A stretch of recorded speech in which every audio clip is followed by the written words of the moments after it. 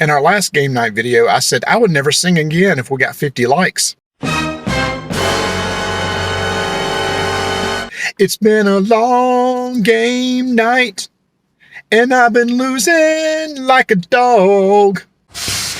Y'all can make this stop. I mean, you really can. Oh, gotta get the door. Oh, look. Tony beat me here. He's already up there at the counter getting free tea day. It's free tea day at McAllister's. So that's what I'm going to go get. Yep, free tea day, free peach tea with unsweet tea. Tony's already here. We're setting up the first game, which is Star Trek Away Missions from Gale Force 9. Look at that. He even got the publisher in there. Who's the designer?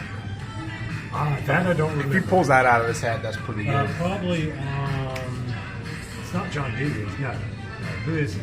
Yeah, don't worry about it. He doesn't know. Here's the thing is, we're playing 3 games based on popular IP.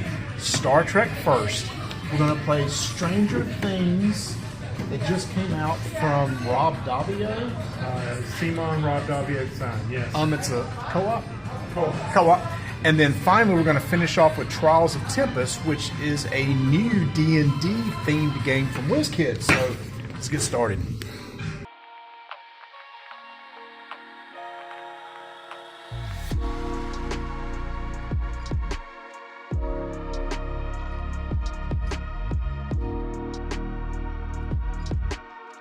Anything Star Trek you're interested in? Always. This is a 2-player. It can play multiples. Oh, okay. You can play teams. 2-player. You're on a. What was the idea? You're on a ship trying to scavenge, or So I read Bert the theme remembers of it. the mission, but yes, it was actually where Riker was trying to recover Picard, and so you're trying to protect the Enterprise. Okay. All right. And we're trying to assimilate. I'm the Borg. He is the Enterprise. Yes, and so what you're going to do is on your turn, you got cards in your hand, you got support cards, mission cards. You're basically trying to complete mission cards. Yes. It could be by doing skills tests successfully. Could be if you get lucky. It could be like you take somebody out, you score points. Play 3 rounds. I mean, the goal is basically score the most points. That's it. Score the most points. It's pretty straightforward. I did find that obviously the mission cards really drive what you're going to do. Mm-hmm. Like, if I didn't have a mission card for getting points for attacking, I wouldn't even attack you. I just didn't see the value. I'd rather spend my actions to try to get to a terminal, to do a skills test in order to try to earn the points. Yes. The attacking for the Borg, though, some of my cards wanted me to assimilate you, but with only 1 attack, that was hard. That was hard because you could defend that pretty easy. Yeah. I guess, was that true to the show? It's been a while since I saw the assimilation. And with the Borgs, he kept having Borgs come onto the table throughout the 2 rounds. This is going to play in 60 minutes or less. If you like the theme, I think you might be really interested in it. So there's additional factions. There's additional factions that you can play. I didn't bring them tonight, as well as you can do deck building and so there's expansions coming. Right, there's with new Romulan's out, and I forget who else is out. This is brand new. It's just now coming out from Gale Force 9. So if you like the theme of it, definitely for sure check it out. Next up, Stranger Things. Phone's ringing. I gotta go. He's got to go. I'm going to go order some food.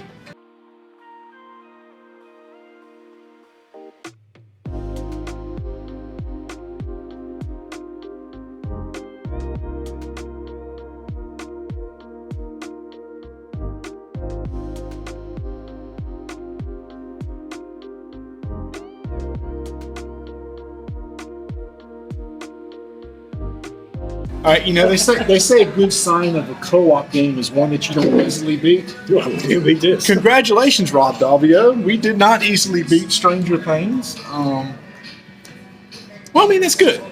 We've played twice. We've lost twice. One we played real quick.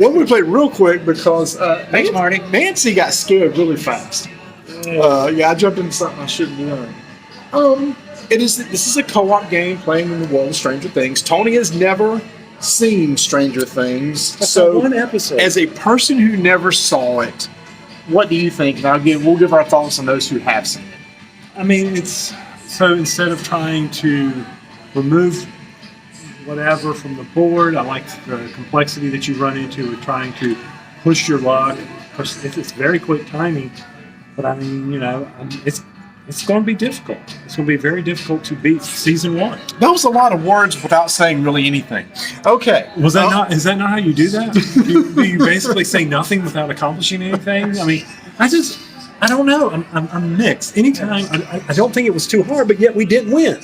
You know, the game mechanics were not that hard. How often should you win in a co-op game? Percentage? What do you think? 50-50. Yeah, I agree. 50-50? Okay. And we're 0 for 2. I will say, as far as the theme of the game, I think it captures the theme. Yeah. The idea that you're moving between the upside down and stuff, and dealing with bad things. You got some egos in there. So I like the way the fighting works, where you fight against something, you get to remove one of these tokens out of the game. So the more you fight something, the easier it gets to beat. It becomes weakened. Right. So there's a little bit of a push your luck there, but there's an event deck over here that you keep drawing more and more as the game progresses, making it harder and harder to do. Almost like in Pandemic, you're drawing more off the infection deck as the game goes on. So yeah, if you like Stranger Things and a solid co-op game, The theme works. I mean, I don't know anything about it. 100%. Yeah. 100%. It had all the characters. I was Hopper. Yeah. The thing You're getting chased by the Hawkins lab people. The Demigorgon's always after Where's you. the Demigorgon? Yeah, got There's the constant Demigorgon. pressure, which you'd expect from a co-op. Demidogs or something. And there's 2 seasons of this. So might want to go check this one out.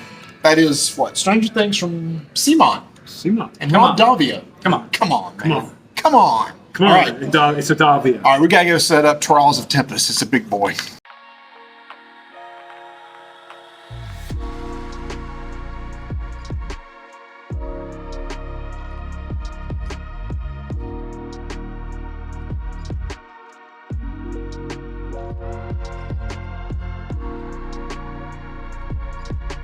Is your hair looking good? You good? Yeah, got my Trials of Tempus from WizKids, a D&D themed game where it is a 2 versus 2 combat game, skirmish game, but actually the whole goal is to try to get victory points.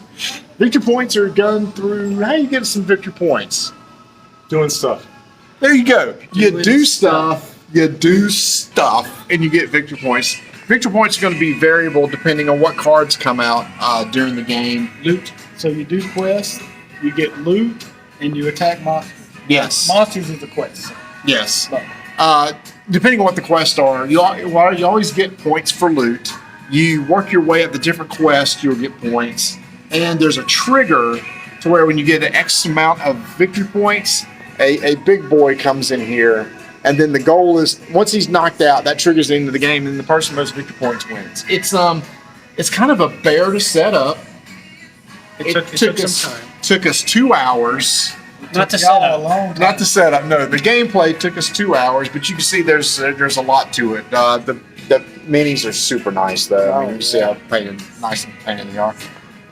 What are your thoughts? Too much downtime. I know it's the first play, so lost interest. But I'm being honest here. I think once you get to know the cards and the roles and things, it'll be a lot better game. But first play, edges drug. And I'm being fair.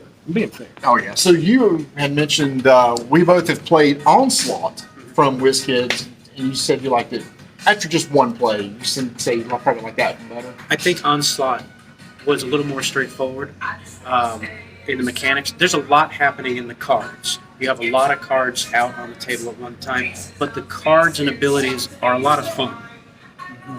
Oh, building your character is really cool. You pick a character, you pick a subclass.